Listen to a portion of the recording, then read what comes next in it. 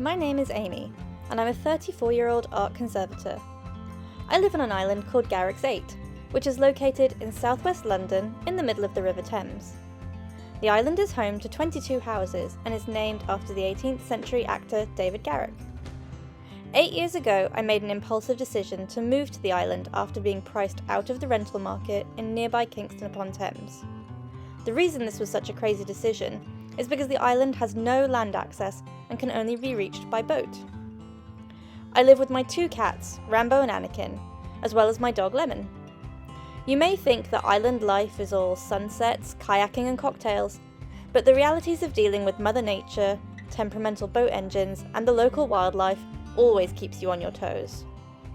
Join me on this adventure as I renovate my house and garden, learn more than I ever thought there was to know about boating life on the Thames, and jump feet first into all the new experiences coming my way. Welcome to my island life.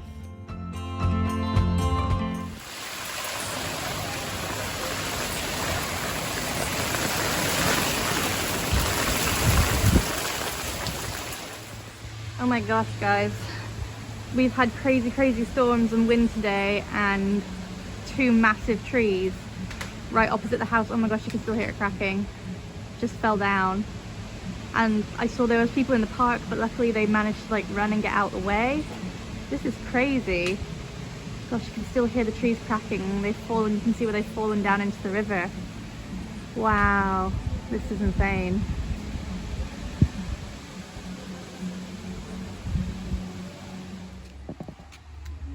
So remember last week when I cleaned my boat and it was lovely and clean and looked nice and shiny and new? All it takes is a day of stormy weather and rain and I gotta do it all over again. Never ending job. There's my house. I have ventured to the other side, even though it's still kind of windy because Lemon's desperate for a walk. I've moored my boat sort of underneath the fallen tree on the hope that none of the tree won't fall over here. So let's go and have a look at what's happened.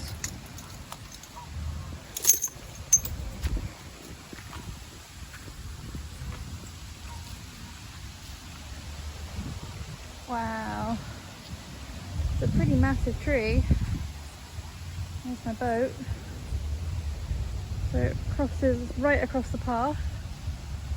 Come up this way.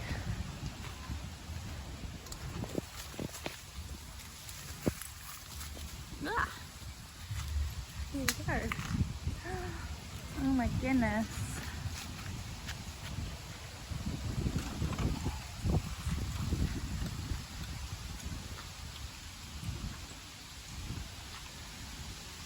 That's a very broken tree. Yeah.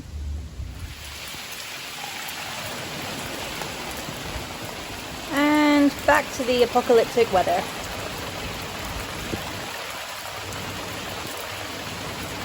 You definitely wouldn't believe that we were currently in the height of summer.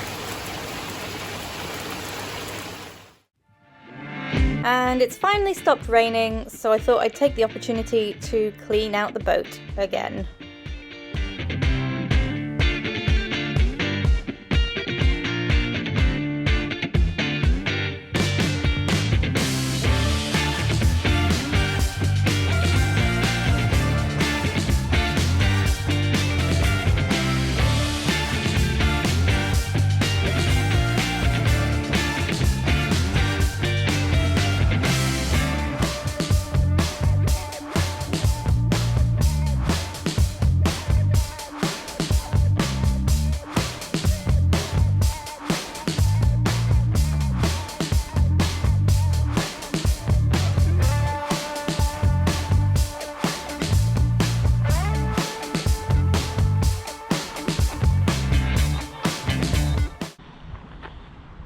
So, in the constant drama that is my life, I came riding this evening, horse riding, and I walked the dog and I left the dog in the car. Luckily I left the windows open in the car.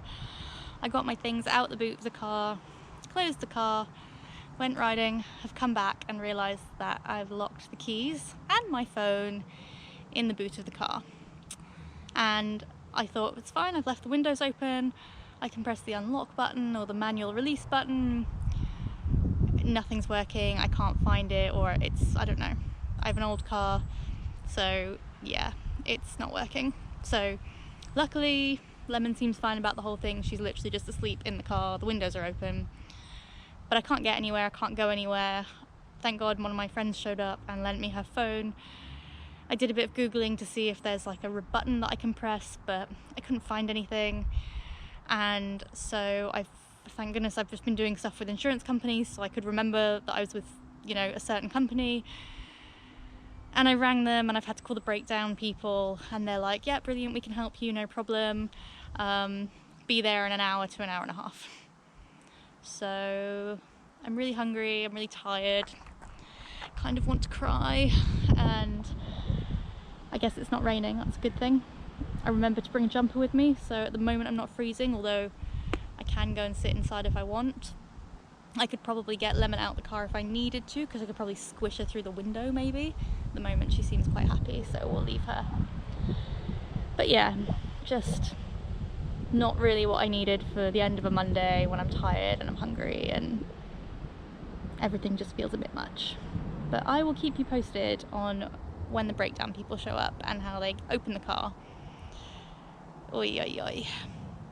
Oh yeah, also randomly, so I did lock my phone in the car with my keys, but I'd brought my GoPro with me, or the GoPro that I'm borrowing, to I was going to film some of me riding, and I didn't bother filming some of me riding, but I'd left the GoPro in the front seats of the car, so I can't open the car, I can't get the keys, and I can't get my phone, but I can film the saga, so for your enjoyment. Hopefully at some point I'll laugh about this. So luckily, Miss Lemon does not seem to mind one bit that she's stuck in the car. In fact, she is sleeping through the entire saga. Okay, it's about 9:30 p.m. The breakdown guy has arrived. So far he's managed to set the car alarm off a few times and is now currently Googling how to break into my car. It's not looking good. So the breakdown guy couldn't help. Apparently I need a locksmith, and since it's now 10 o'clock at night, I don't think I'm going to get one. So I've had to cover the car in horse blankets to stop the rain from getting in the windows. Okay, it is midnight now. I'm finally home, sitting in my bed. It's been a night. Even though I had left the windows open, my older model of car, turns out, doesn't have any kind of manual override button. The key has to be in the car to unlock everything. Safety, it's very safe. It's a very safe car, very hard to steal.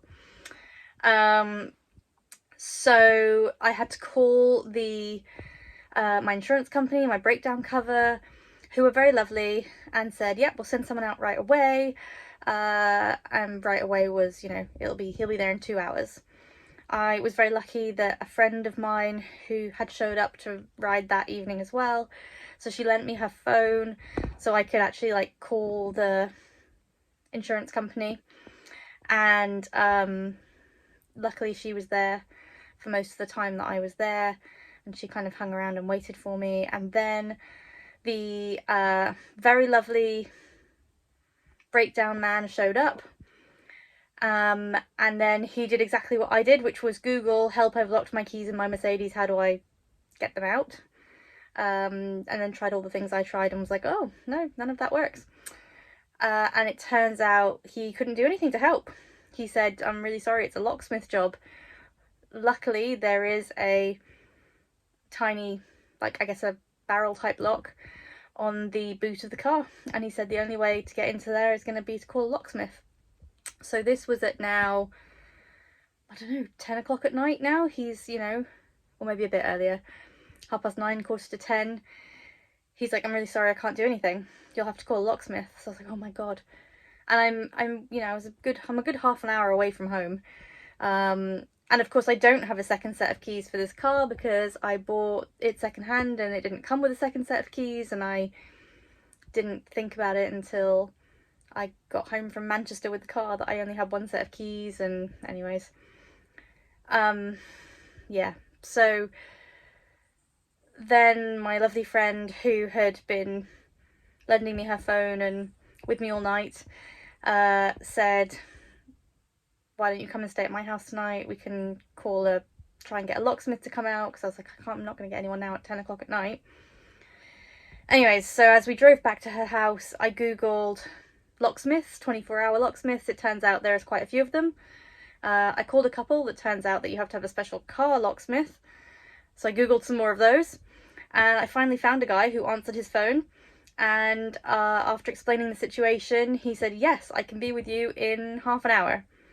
So just as we sort of got back to her house, or we were about to get back to her house, we stopped at the co-op quickly to get food because none of us had eaten.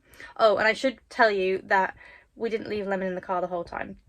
So once we realised that the breakdown man couldn't help and I was going to have to get a locksmith, and we weren't sure, you know, when that was going to happen, I'd have to leave the car there overnight, I managed to squeeze Lemon out through the window, so she wasn't staying in the car by herself, so she was with me.